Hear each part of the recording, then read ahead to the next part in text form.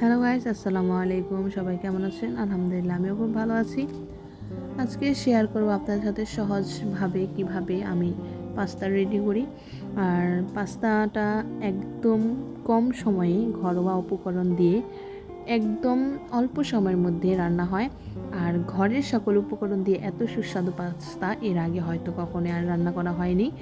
আজকে first time আমি এক এক রকমের আইটেম এক এক রকমের মশলা নিজের আইডিয়া থেকে এই পাস্তাটার মধ্যে দিয়েছি। তো সব কিছু কীভাবে করলাম আর কত মজাদার একটা পাস্তার রেসিপি করলাম সেটাই আজকে আপনাদের সাথে শেয়ার করতেছি। এই পাস্তাটার প্রথমে পানি ফুটিয়ে একটু পানি যখন গরম হয়ে এসেছে তখন আমি কতগুলো পাস্তা দিয়ে দিলাম। দিয়ে দেওয়ার পর তারপরে সামান্য আরও কিছু পানি অ্যাড করে নিলাম। যেহেতু আমার পাস্তা বেশি তাই আমি আরও কিছু পানি অ্যাড করে নিলাম। তারপরে এখানে পেঁয়াজ, কাঁচামরিচ, ধনিয়া পাতা আর টমেটো মিশিন করে কেটে নিচ্ছি। যেহেতু আমি গ্রামের মেয়ে আর একটা গ্রামের বউ হিসেবে আমি সব কিছু বটি দিয়ে কাটাকাটি করি। হয়তো চাকু দিয়ে কাটাকাটি করা যায়, কিন্তু আমি চাকু দিয়ে কাটাকাটি করতে পারি না। যেটা সত্য কথা সেটাই আপনাদের সাথে শেয়ার করলাম। আমি সবসময় বটি দিয়ে রান্না করি। আর এখানে আরেকটা কথা বলে গিয়েছিলাম, আমি কিছু রসুন অ্যাড করে নিয়েছিলাম। রসুনটা দিলে আপনার খাবারের সুস্বাদু দ্বিগুণ বাড়িয়ে দেয়। এটা হয়তো আমি আগে জানতাম না। আমার হাজব্যান্ড ইতালি থাকে, উনি আমাকে সবসময় বলতো যে খাবারের যে তরকারিটা রান্না করো বা যে কোনো কিছুর মধ্যেই হোক না কেন, তুমি সামান্য পরিমাণের হোক একটু রসুন ব্যবহার করবে।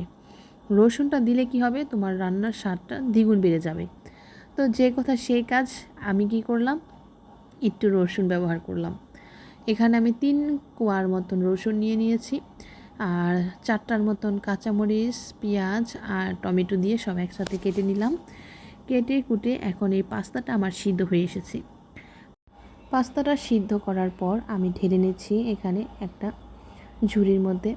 এখন হয়তো বা অনেকে আমার ব্যাচিংটা সম্পর্কে বলতে পারেন যে আপু আপনার ব্যাচিংটা এত নোংরা কেন। সো আমি আপনাদের সাথে একটা কথা শেয়ার করতেছি। ভুলেও আপনারা কখনো টাঙ্কিতে যখন আপনারা ময়লা পরিষ্কার করবেন, অবশ্য আমরা কেমিক্যাল দিয়ে পরিষ্কার করেছিলাম। শ্যাওলাগুলা জাস্ট একদম মর্মান্তিক একটা বিষয় হয়েছে। এই কলটা লাগানো হয়েছে নতুন।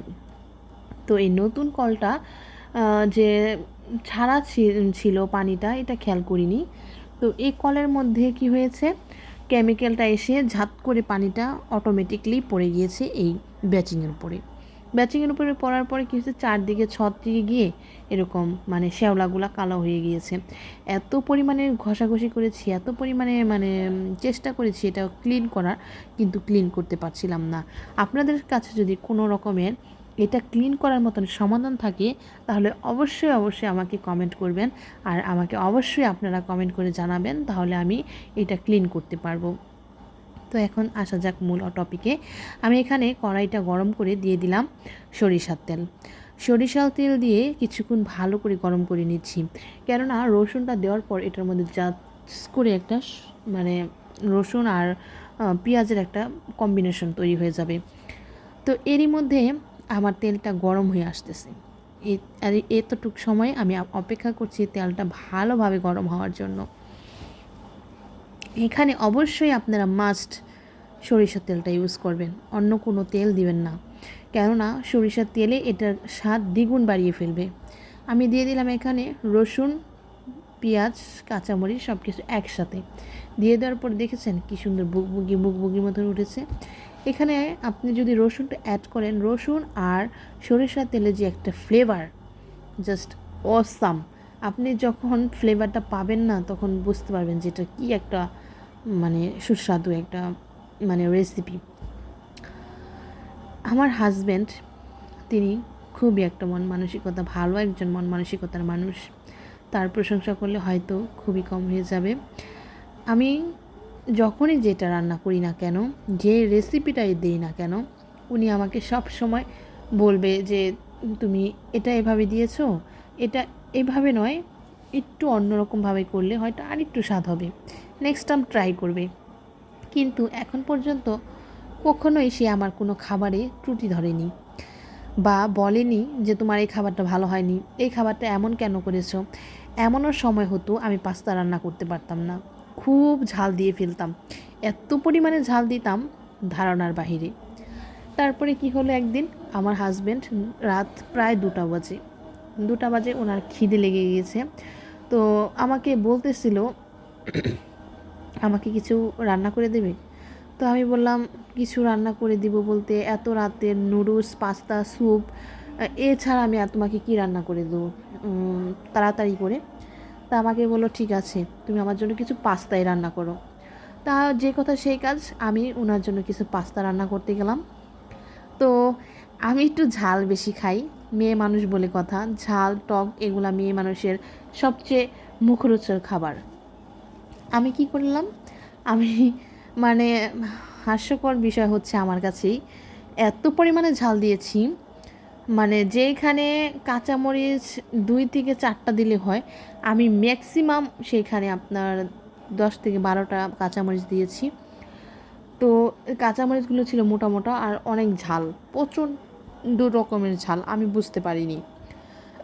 তো আমার হাজব্যান্ড তখন খেয়ে শুধু আমার দিকে তাকাচ্ছে, সে খাচ্ছে আর আমার দিকে তাকাচ্ছে। তো আমি আবার খুব গরম গরম খাবার খেতে পারি না, আমার হাজব্যান্ডও খেতে পারে না। তো আমি আবার কি করলাম, গরম গরম খাচ্ছিলাম, ভাবলাম পাস্তা যদি একটু মানে জুড়িয়ে ঠান্ডা হয়ে যায় তাহলে খেতে খুব স্বাদ লাগবে না, গরম গরম একটু ফু দিয়ে খাচ্ছিলাম। আমার দিকে তাকাচ্ছে আর বলতেছে পাস্তা কেমন রান্না করেছো। আমি বললাম আমি তো খাচ্ছি, আমি জানতেছি যে প্রচণ্ড রকমের ঝাল হয়ে গিয়েছে। তো আমার হাজব্যান্ড বললো এটা কি কেউ রান্না করে এভাবে। আর আর একটা কথা বলেনি, আমি পাস্তা খেয়ে মানে এমন অবস্থা হয়েছে আমার, বেহাল অবস্থা, নাক দিয়ে চোখ দিয়ে পানি আর জিভলাখারি হু হু, আমার ঝাল লেগেছে, আমার ঝাল লেগেছে। তখন আমাকে বললে একটা কথা যে তুমি ঝাল লেগেছে বলতেছো, তাহলে তুমি কেন এতগুলো মরিচ কেটে দিয়েছো, 2জন মানুষের জন্য পাস্তা, তো এতগুলো মরিচের কোনো প্রশ্নই আসে না। তা আমি বললাম আমি তো বুঝতে পারিনি, আমার ভুল হয়ে গিয়েছে। তো আমি কথা বলতে বলতে আপনাদের ভুলে গিয়েছি, এখানে আমি অ্যাড করে নিলাম টমেটোকে খুব ভালোভাবে তেলের সাথে রসুন পেঁয়াজের সাথে কম্বিনেশনটা খুব ভালো করে নিলাম। আর তারপরে দিয়ে দিলাম একটা ডিম দেওয়ার পরে দিয়ে দিলাম লবণ দেওয়ার পর এটা দিলাম আপনার হচ্ছে ধনিয়ার গুঁড়াটা আপনারা অবশ্যই দেওয়ার চেষ্টা করবেন, কেননা ধনিয়ার গুঁড়া আপনার পাস্তার স্বাদটা খুব ভালো করবে, ভালো একটা ফ্লেভার আনে। ফ্লেভারের জন্য ধনিয়ার গুঁড়াটা মাস্ট বি, মানে ধনিয়ার গুঁড়াটাই আপনার মুখরোচন করবে খাবারের। এখানে আমি এটাকে খুব ভালোভাবে ভাজা করে নিচ্ছি, যাতে মানে ডিমের একটা কাঁচা কাঁচা গন্ধ আসে না, সেই গন্ধটা যাতে না আসে। আমি পেঁয়াজটা এমনভাবে ভেজেছি যাতে কাঁচাও থেকে না যায় আবার অতিরিক্ত পুড়েও না যায়, মিডিয়াম একটা সাইজ। তারপর এখানে দিয়ে দিলাম আপনার সামান্য পরিমাণের হচ্ছে দারচিনি এলাচির গুঁড়া, তারপরে দিয়ে দিলাম একটু জিরার গুঁড়া। এই সব কিছু দিয়ে এখন ভালোভাবে এটাকে মিক্স করে নিচ্ছি। যত মশলা দিবেন ততই এটাকে ভাজা করবেন। তারপরে আমি এখানে দিয়ে দিলাম কতগুলো টমেটোর সস, আর টমেটোর সসটা বেশি পরিমাণে দিতে হবে। এখানে আমি যেহেতু বোতল থেকে ঢেলেছি, আমি আরও দেব, সামনে আরও টমেটোর সস দেব, কিন্তু এখানে আমি অল্প পরিমাণে দিয়ে সব রকমের মশলা, পানি অ্যাড করা যাবে না, পানি অ্যাড করা যাবে না, কোনো রকমের পানি এখানে অ্যাড করবেন না, শুধু আপনারা টমেটো সস দিয়েই এটাকে ভালোভাবে নেড়ে চেড়ে নেবেন। আপনাদের শুধু আমি এটা মুখে বলছি, এখন আমার আবার জিভে জল আসতেছে যে কত সুস্বাদু হয়েছিল সেই দিন, এত মানে বলার বাহিরে অনেক সুস্বাদু হয়েছিল খাবারটা, আমি নিজেও বুঝতে পারিনি যে এতটা স্বাদ হবে। তারপরে দিয়ে দিলাম এখানে পাস্তাগুলা ঢেলে খুব ভালোভাবে নেড়ে চেড়ে নেব। এখন পাস্তাগুলোকে খুব ভালোভাবে সিদ্ধ করে নেবেন যাতে শক্ত না থাকে, আর পাস্তা বেশিক্ষণ সময় নিয়ে সিদ্ধ করতে হয়, তা না হলে পাস্তা একটা কেমন জানি লাগে আর কি, মানে শক্ত হয়ে যায়, ভালো লাগে না খেতে। এখানে আমার পাস্তাগুলো প্রায় গলে গিয়েছে, অনেকটা গলে গিয়েছে। তো এই যে ভালোভাবে নেড়ে চেড়ে নিচ্ছি।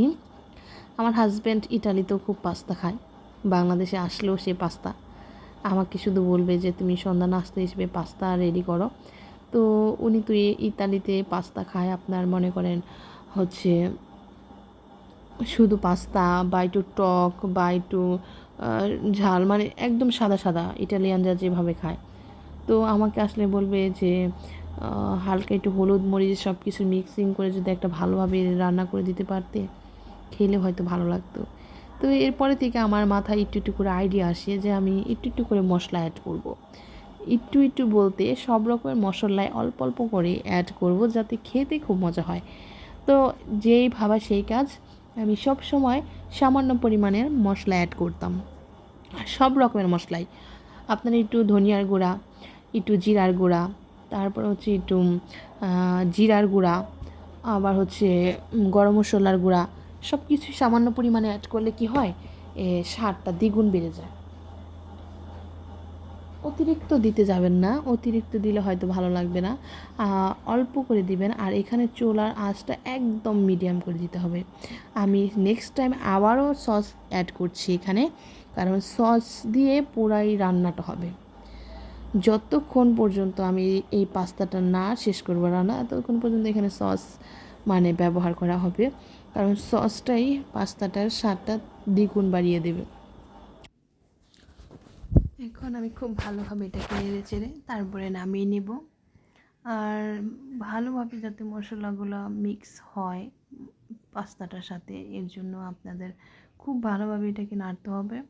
আর এর মধ্যে যদি পাস্তা একটু শক্ত লাগে বা খেতে যদি তেমন একটা ভালো না লাগে, তখন আপনারা একটা কাজ করতে পারেন, সেটা হচ্ছে পাস্তার মধ্যে ভাপ দিয়ে ঢেকে রাখতে পারেন। তাহলে পাস্তাটা আরও ভালো হয়, ক্রিস্পি হয়, আরও নরম হয়।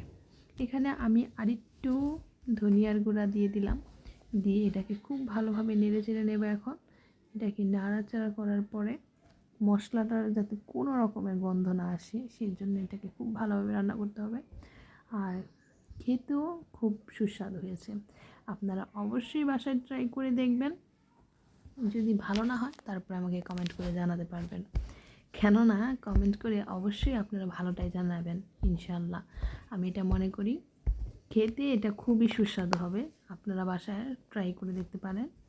এখন আমি আরেকটু এটাকে দম ধরে রেখে দেব,